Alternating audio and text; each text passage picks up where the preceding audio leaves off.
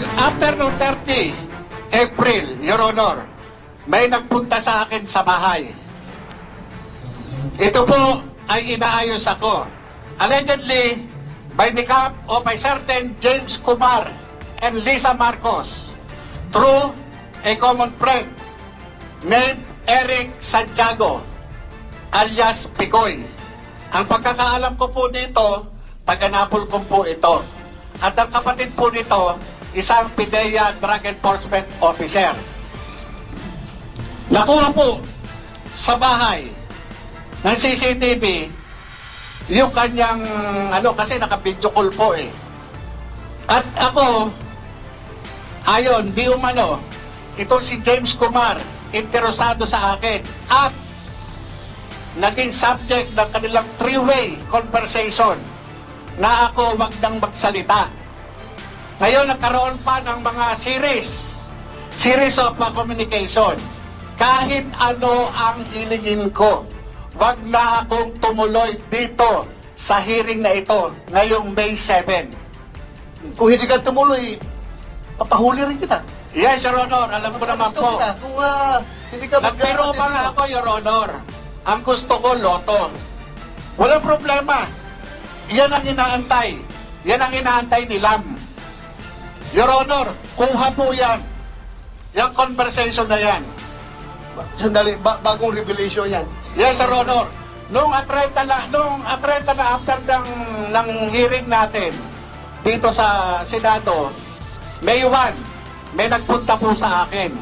At yun nga, yung tumawag yung Eric Santiago, video call.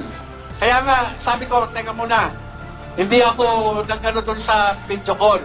Yung nga sinasabi, yung certain Kumar, James Kumar, allegedly, yung Bombay, sabi nga Bombay. Sabi ko, ano kinalaman ng Bombay? Ba't ako kakausapin ng Bombay? Hindi ko po kilala itong James Kumar na to. Kilala ko yan. Ako po, Kilala ko. Opo. Kumusek, are you sure of your statements, ha? Yes, Sir Honor, kahit po patawag natin, yung Eric Santiago na ang pagkakaalam ko, taga-Napolcom. Kumusek, you invite James Kumar and yung isa, Eric Santiago.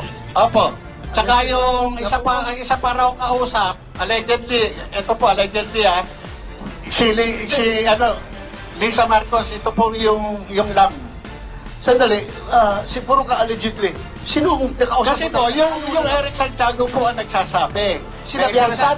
Opo, sinabihan ako na yung Kumar interesado sa akin. Personal kayo nag-usap o cellphone? Yung po kanyang, yung nagpunta po sa akin, naka-video call po sila. Sino yung nagpunta sa'yo? Si Romy Enriquez po. Romy Enriquez. Kumusek, take note.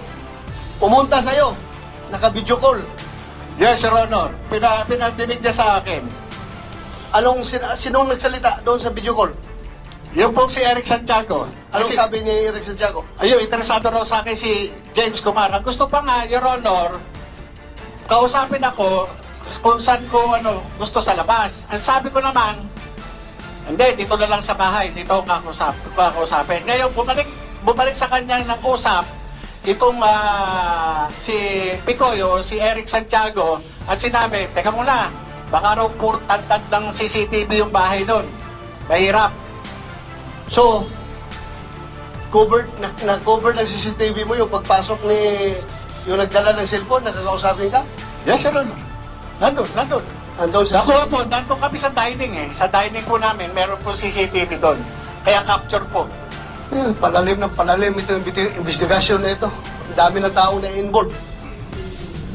Yung nga po, yung ang nagulat din ako dahil after lang nung April 30 na hearing, bakit may ganon?